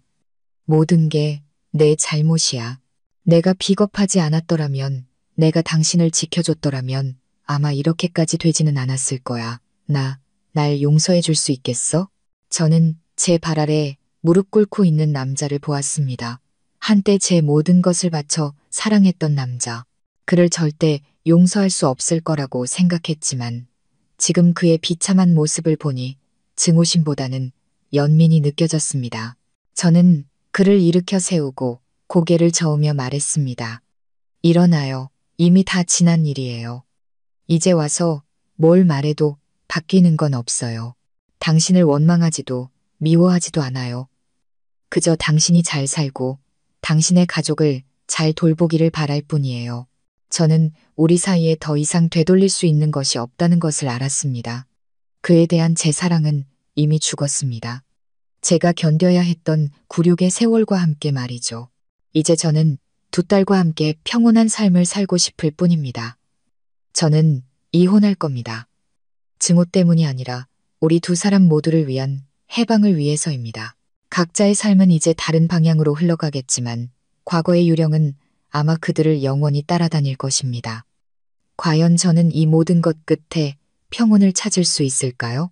그리고 저와 아이들의 새로운 삶은 어떻게 펼쳐질까요?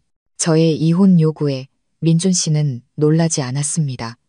아마 그의 마음 깊은 곳에서도 그것이 피할 수 없는 결말이라는 것을 알고 있었을 겁니다. 그는 붙잡지도 반대하지도 않았습니다. 그저 깊은 슬픔이 담긴 텅 빈 눈으로 조용히 고개를 끄덕였습니다. 당신 결정을 존중할게. 당신과 아이들은 더 나은 삶을 살 자격이 있어. 우리의 이혼 절차는 신속하고 조용하게 진행되었습니다. 언쟁도 재산 다툼도 없었습니다. 그는 제가 두 딸의 양육권을 모두 갖는 것에 동의했습니다. 재산에 관해서는 저는 시댁으로부터 어떤 것도 요구하지 않았습니다. 저는 단지 두 아이를 데리고 새로운 삶을 시작하고 싶었습니다. 제게 너무나 많은 상처를 준 그 가족과 더 이상 어떤 것도 엮이고 싶지 않았습니다. 제가 짐을 꾸려 그 집을 떠나던 날 소나기가 내렸습니다. 빗줄기는 지난 6년간의 슬픈 기억을 모두 씻어내려는 듯 세차게 땅을 때렸습니다. 민수 씨는 여전히 방에 틀어박혀 배웅하러 나오지 않았습니다. 시아버지는 침대에 누워 벽 쪽으로 돌아놓은 채 한마디도 하지 않았습니다. 오직 민준 씨만이 문 앞에 서서 저와 두 딸이 여행 가방을 끌고 나가는 것을 조용히 지켜보고 있었습니다. 엄마, 우리 어디 가요? 큰딸이 제 옷자락을 꼭 붙잡고 순진하게 물었습니다. 저는 몸을 숙여 딸을 품에 안고 억지로 미소를 지었습니다. 우리는 새로운 집으로 갈 거야. 우리 세 식구만 사는 곳으로. 알겠지? 그럼 아빠는요? 아빠는 같이 안 가요? 저는 딸에게 어떻게 대답해야 할지 몰랐습니다. 그저 딸을 더 꽉 껴안고 말했습니다. 아빠는 바쁘셔서 그래. 시간 나면 아빠가 우리 딸 보러 오실 거야. 저는 두 아이의 손을 잡고 한 번도 뒤돌아보지 않고 대문을 나섰습니다. 제 등 뒤에는 산산조각 난 한 가족과 자신들의 죗값을 치르고 있는 사람들이 있었습니다. 제 앞에는 불확실하고 막막한 미래가 펼쳐져 있었지만 저는 두렵지 않았습니다. 두 딸만 곁에 있다면 무엇이든 할 수 있을 것 같았습니다. 저는 시내 중심가에 작은 아파트를 얻었습니다. 크지는 않았지만 아늑하고 깨끗했습니다. 그곳이 바로 우리 세 모녀의 진정한 보금자리였습니다. 저는 새로운 일자리를 찾기 시작했습니다. 다행히 대학 졸업장과 과거의 경력 덕분에 금방 한 외국계 회사에 회계 담당으로 취직할 수 있었습니다. 월급이 아주 많지는 않았지만 우리 세 식구가 안정적으로 살기에는 충분했습니다. 새로운 삶은 결코 쉽지 않았습니다. 일과 육아를 병행해야 했죠.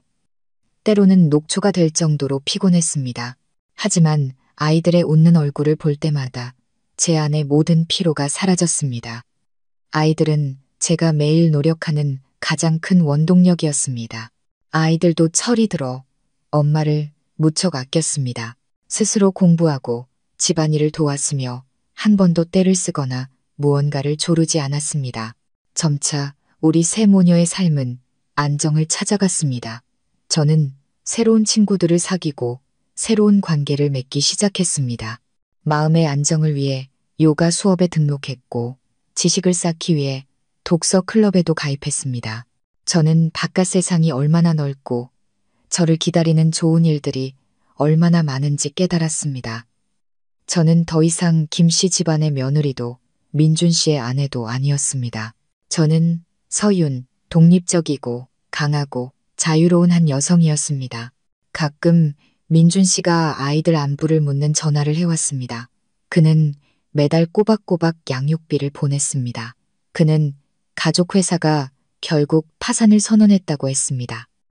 민수 씨는 여전히 술에 빠져 헤어나오지 못하고 있었고 아버지의 건강은 날이 갈수록 악화되어 결국 3층짜리 집을 팔아 빚을 갚고 아버지의 병원비를 대야 했다고 했습니다.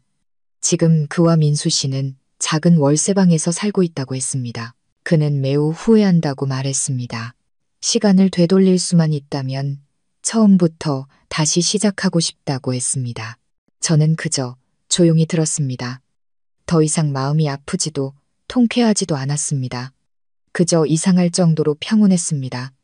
과거는 이미 등 뒤에 있었습니다. 이제 저는 현재와 미래를 위해 살고 싶었습니다. 어느 주말 오후 두 딸과 함께 공원에서 산책을 하다가 우연히 옛 지인을 만났습니다. 대학 동창이자 한때 저를 오랫동안 짝사랑했던 남규 씨였습니다. 그는 여전히 예전처럼 온화하고 따뜻했습니다. 그는 우리 세 모녀에게 아이스크림을 사주었고 우리는 즐거운 대화를 나누었습니다. 그는 아직 결혼하지 않았고 유학을 다녀와 최근 귀국해서 일하고 있다고 했습니다. 그는 항상 저를 기억하고 있었다고 말했습니다. 저는 그저 미소 지었습니다. 저는 삶이 제게 새로운 문을 열어주고 있다는 것을 알았습니다. 그 문 뒤에 무엇이 있을지는 모르지만 저는 기꺼이 앞으로 나아갈 준비가 되어 있었습니다. 저는 인생에서 가장 거친 폭풍우를 지나왔습니다. 이제는 화창한 날들을 누릴 자격이 있었습니다. 삶이 항상 동화 같지는 않지만 모든 비가 그친 뒤에는 하늘이 맑아지기 마련입니다. 그리고 저는 길끝에서 행복이 저를 기다리고 있다고 믿습니다. 과연 저는 새로운 감정을 받아들이기 위해 마음을 열 수 있을까요? 그리고 진정한 행복이 저와 아이들에게 미소 지어줄까요? 그날 공원에서 남규 씨와의 우연한 만남은 제 삶의 전환점이 되었습니다. 처음에는 그를 그저 오랜만에 만난 옛 친구로만 생각했습니다. 우리는 가끔 문자로 안부를 묻고 일과 삶에 대해 이야기를 나누었죠. 하지만 시간이 흐를수록 그의 진심, 어린 따뜻한 관심이 어느새 제 차가운 마음속으로 스며들고 있다는 것을 깨달았습니다. 남규 씨는 민준 씨와는 다른 사람이었습니다. 번지르르한 외모도 화려한 말솜씨도 없었지만 그에게는 진실한 마음과 든든한 어깨가 있었습니다. 그는 항상 제 곁에서 제 모든 슬픔과 기쁨을 들어주었습니다. 그는 제 아이들과 함께 놀아주고 숙제를 가르쳐주고 공원에 데려가 주었습니다. 그 모든 것을 마치 아주 오래전부터 제 가족의 일부였던 것처럼 어떤 계산도 없이 자연스럽게 해주었습니다. 제 두 딸도 그를 무척 따랐습니다. 아이들은 그를 남규 삼촌이라고 부르며 항상 학교에서 있었던 일을 제잘거리며 이야기했습니다. 남규 씨 곁에서 환하게 웃는 아이들을 볼 때면 제 마음도 따뜻해졌습니다.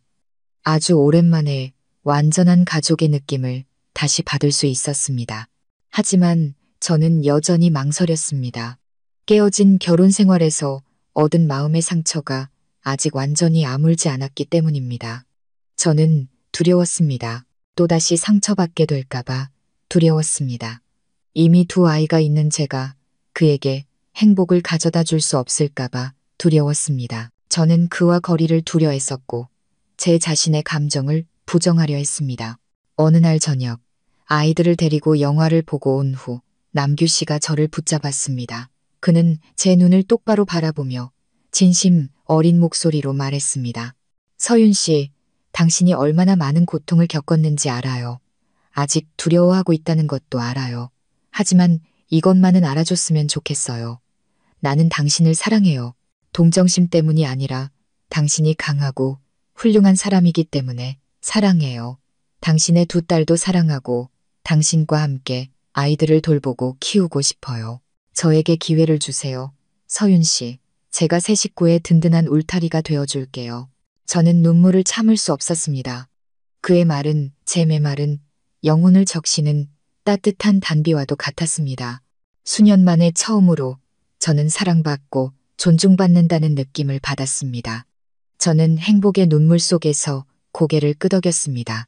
우리의 결혼식은 그 후 얼마 지나지 않아 열렸습니다. 화려하고 성대한 결혼식은 아니었지만 가장 가까운 친구들만 모인 작고 따뜻한 파티였습니다. 제 두 딸은 공주 드레스를 입고 엄마의 들러리가 되어 주었습니다. 즐겁게 뛰어다니는 아이들을 보며 저는 제가 올바른 결정을 내렸다는 것을 알았습니다. 결혼 후 우리는 작고 예쁜 정원이 있는 더 큰 집으로 이사했습니다. 우리의 삶은 평화롭고 행복하게 흘러갔습니다. 남규 씨는 훌륭한 남편이자 멋진 아빠였습니다. 그는 우리 세 모녀를 진심으로 사랑하고 아껴주었습니다. 단 한 번도 제가 서운함을 느끼게 한 적이 없었고 언제나 삶의 모든 풍파 앞에서 저를 지켜주는 방패막이가 되어 주었습니다. 어느 날 저는 형님이 가석방되었다는 소식을 들었습니다. 좋은 수감 태도 덕분이었다고 합니다.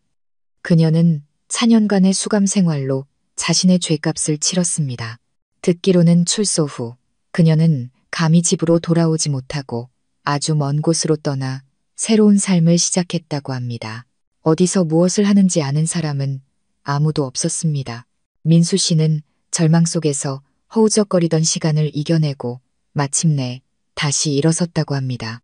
그는 알코올 중독을 치료하고 새로운 직장을 구했습니다.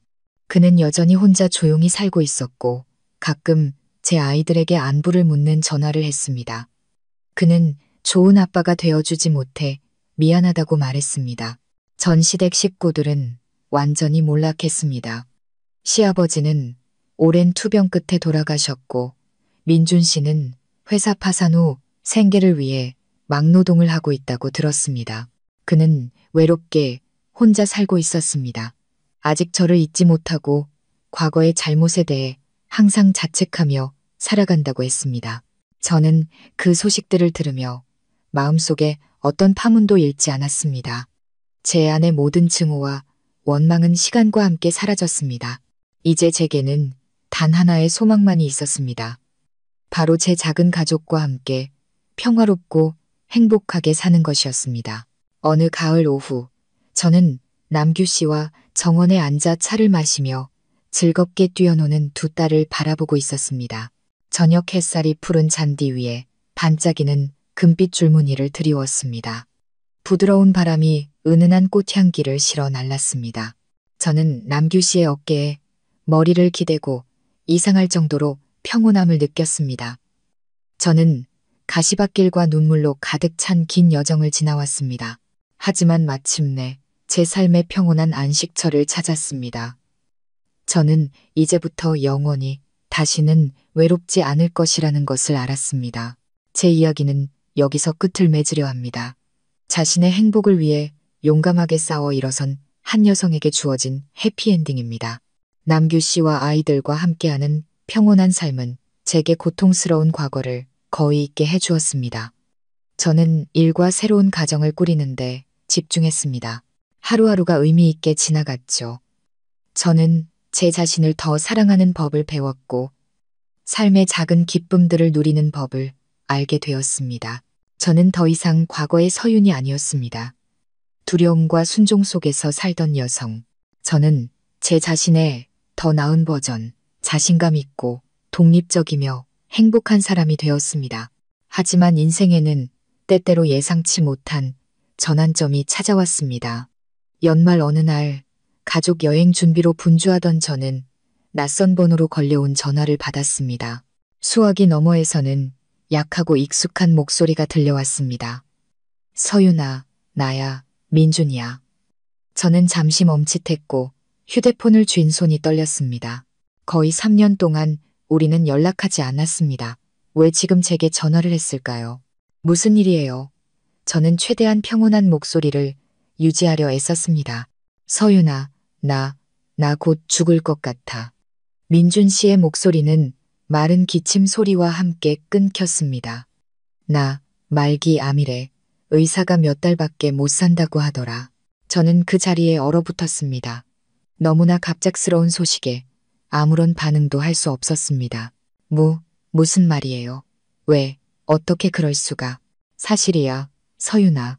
민준 씨가 울기 시작했습니다. 나한테 시간이 얼마 없어. 용서를 구하려고 전화한 거 아니야. 그냥 마지막으로 아이들을 한 번만 보고 싶어서. 애들이 너무 보고 싶어. 저는 무슨 말을 해야 할지 몰랐습니다. 마음이 복잡했습니다. 증오심은 없었지만 연민과 함께 형언할 수 없는 슬픔이 밀려왔습니다. 어찌되었든 그는 한때 제 남편이었고 제 아이들의 아버지였습니다. 저는 죽어가는 사람의 마지막 부탁을 참아 거절할 수 없었습니다. 어디 있어요? 제가 물었습니다. 주소를 알아낸 후 저는 두 딸을 데리고 민준 씨를 찾아갔습니다. 그는 작고 허름한 월세방에 있었습니다. 방 안에는 낡은 침대 하나와 작은 책상, 그리고 줄에 걸린 옷 몇 벌이 전부였습니다. 침대에 누워있는 그는 깡마르고 창백했습니다. 병마는 그를 끔찍하게 망가뜨려 놓았습니다. 그는 더 이상 예전에 당당하고 건강했던 남자가 아니었습니다. 그저 죽음을 기다리는 희미한 그림자일 뿐이었습니다. 저와 아이들을 보자 민준 씨는 힘겹게 몸을 일으키려 애썼습니다. 그의 눈이 희미한 기쁨으로 반짝였습니다. 서윤아, 우리 딸들, 왔구나. 제 두 딸은 처음에는 조금 어색해했지만 아버지의 비참한 모습을 보고는 눈물을 참지 못했습니다. 아이들은 침대로 달려가 그를 꼭 껴안았습니다. 아빠, 왜 이렇게 됐어요? 민준 씨는 아이들을 품에 안고 움푹 팬 뺨 위로 눈물을 흘렸습니다. 아빠 괜찮아. 그냥 조금 피곤해서 그래. 아빠가 우리 딸들 정말 보고 싶었어. 저는 한쪽 구석에 서서 눈물겨운 재회를 조용히 지켜보았습니다. 저는 울지 않았지만 가슴이 찢어지는 듯 아팠습니다. 운명은 참으로 잔인했습니다. 죄를 지은 사람들을 각기 다른 방식으로 벌했습니다. 형님은 감옥에 가야 했고 민수 씨는 고독 속에서 살아야 했습니다. 그리고 민준 씨는 자책과 후회 속에서 죽음을 마주해야 했습니다. 그날 이후 저는 자주 아이들을 데리고 민준 씨를 찾아갔습니다. 그가 좋아하던 음식을 만들어주고 그의 마지막 날들을 돌보았습니다. 제가 그 모든 일을 한 것은 사랑이 남아서가 아니라 인간으로서의 마지막 정 때문이었습니다. 남규 씨도 제 결정을 지지해 주었습니다. 그는 누구나 실수를 할 수 있으며 중요한 것은 우리가 서로를 인간적으로 대하는 것이라고 말했습니다. 민준 씨가 세상을 떠나던 날 또 비가 내렸습니다. 보슬비는 아니었지만 공기를 더욱 감담하게 만들기에 충분한 이슬비였습니다. 그의 장례식은 매우 조촐했고 몇몇 친척만이 조문을 왔습니다. 민수 씨도 참석했는데 그는 훨씬 더 늙고 초췌해 보였습니다. 그는 아무 말 없이 한쪽 구석에 서서 동생의 마지막 가는 길을 지켜보았습니다. 장례식이 끝난 후 민수 씨가 저를 찾아왔습니다. 그는 제게 통장 하나를 건넸습니다. 이건 민준이가 평생 모은 돈이야. 아이들에게 남겨주고 싶어 했어. 받아줘. 서윤아, 동생의 마지막 속죄라고 생각해줘. 저는 받지 않으려 했습니다. 아이들은 제가 충분히 책임질 수 있다고 말했죠. 하지만 민수 씨는 완강했습니다. 받아줘. 내 동생 마지막 유언이야. 동생이 눈 감지 못하고 떠나게 하지 말아줘. 결국 저는 그 통장을 받았습니다. 제가 잘 간직했다가 아이들이 크면 전해주기로 했습니다. 아이들에게 그들의 아버지에 대해 그의 실수와 후회에 대해 이야기해 줄 것입니다. 저는 아이들이 인생이 항상 장밋빛은 아니며 완벽한 사람은 없다는 것을 이해하기를 바랐습니다. 중요한 것은 우리가 정을 나누며 사는 법을 아는 것이라는 것을요. 수많은 풍파를 겪은 제 인생은 마침내 진정한 평온을 찾았습니다.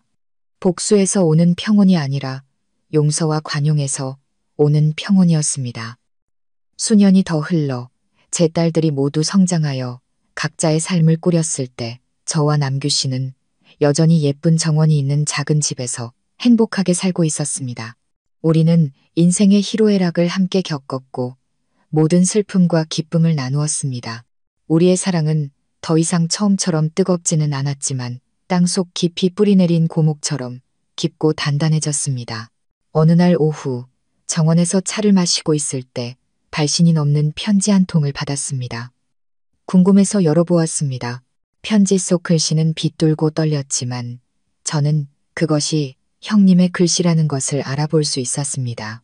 서윤에게 내가 이 글을 읽을 때쯤 나는 아마 이 세상에 없겠지. 내가 너에게 편지를 쓸 자격도 용서를 구할 자격도 없다는 걸 알아. 나는 너무나 많은 죄를 지었고 너무나 많은 사람에게 상처를 줬어. 나는 수년간의 수감 생활과 남은 평생을 자책과 고독 속에서 살며 그 죄값을 치렀어. 출소 후 나는 감히 돌아갈 수 없었어.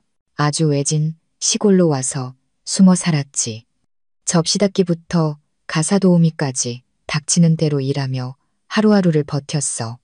힘든 삶은 내게 많은 것을 가르쳐 줬어. 돈, 명예, 그 모든 것이 뜬구름 같다는 걸 깨달았지. 이 세상에서 가장 소중한 것은 사람 사이의 정, 사랑과 용서라는 것을. 민준이와 아버님 소식은 들었어. 마음이 너무 아팠지만 그게 우리 가족 모두가 짊어져야 할 업보라는 걸 알아. 그리고 네가 민준이의 마지막을 돌봐주고 장례까지 잘 치러주었다는 것도 들었어. 고마워, 서윤아. 한 인간의 관대함과 따뜻함이 무엇인지 보여줘서 고마워. 내게 용서해달라고 감히 바라지 않아. 그저 이 편지로 뒤늦은 사과의 말을 전하고 싶었을 뿐이야. 모든 것에 대해 미안해. 그리고 너에게 축복을 보내고 싶어.